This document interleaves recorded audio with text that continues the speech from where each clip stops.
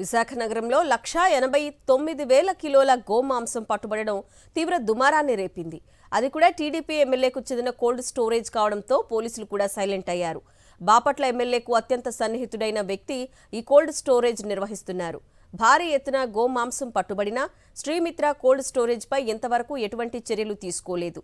ఇంతవరకు పాత్రధారులు కనిపించారు గానీ సూత్రధారుల గురించి పోలీసులు పట్టించుకోకపోవడంతో అనుమానాలు బలపడుతున్నాయి. విశాఖలోని భీమిలి నియోజకవర్గం పరిధిలో ఉన్న శ్రీమిత్ర కోల్డ్ స్టోరేజ్ లో భారీగా గోమాంసం పట్టుబడడంతో ధార్మిక సంఘాలు ఒక్కసారిగా ఉలిక్కిపడ్డాయి. గోమాంసం అక్రమ రవాణాకు పాల్పడే వ్యక్తులపై చర్యలు తీసుకోవాలని ధార్మిక సంఘాలు డిమాండ్ చేస్తున్నాయి. ఇంత పెద్ద మొత్తంలో గోమాంసం పట్టుబడినప్పటికీ పోలీసులు చర్యలు తీసుకోవడానికి వెనకాడటం అనేక అనుమానాలకు తావిస్తోందని విశ్వ హిందూ పరిషత్ ప్రతినిధులు అభిప్రాయపడ్డారు. ధార్మిక సంఘాల ప్రతినిధులు వస్తారనే ముందస్తు సమాచారంతో మిత్ర కోల్డ్ స్టోరేజ్ వద్ద పోలీసులు భారీగా మోహరించారు.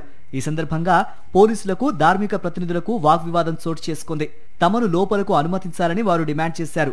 లోపలికి వెళ్లి చూసిన ధార్మిక సంస్థ ప్రతినిధులు అక్కడ సీజ్ చేసినట్టు ఏమీ లేదని చెప్పారు.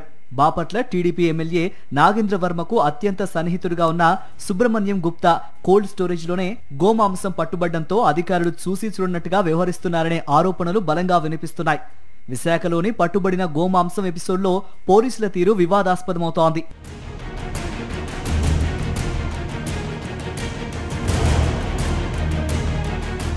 తొలుత గోమాంసాన్ని గుర్తించిన డిఆర్ఐ అధికారులు చర్యలు తీసుకోవాలని స్థానిక పోలీసులకు సూచించినప్పటికీ అనంతపురం సీఐ కేసు నమోదు చేసి చేతులు దులుపుకునే ప్రయత్నం చేశారు.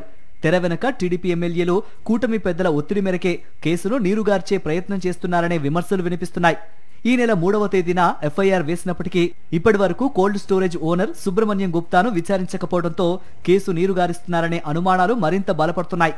గోవధ ఎక్కడ జరిగింది, ఎక్కడి నుంచి మాంసాన్ని ప్యాకింగ్ చేసి తీసుకువచ్చారు, ఏ ప్రాంతానికి రవాణా చేయాలని నిర్ణయించుకున్నారనే అంశాలు ఇప్పటి వరకు పోలీసులు వెల్లడించకపోవటం చర్చకు దారితీస్తోంది. ఇప్పటికైనా వాస్తవాలు వెల్లడించి గోమాంసం అక్రమ రవాణాను అరికట్టాలని ధార్మిక సంఘాల ప్రతినిధులు డిమాండ్ చేస్తున్నారు.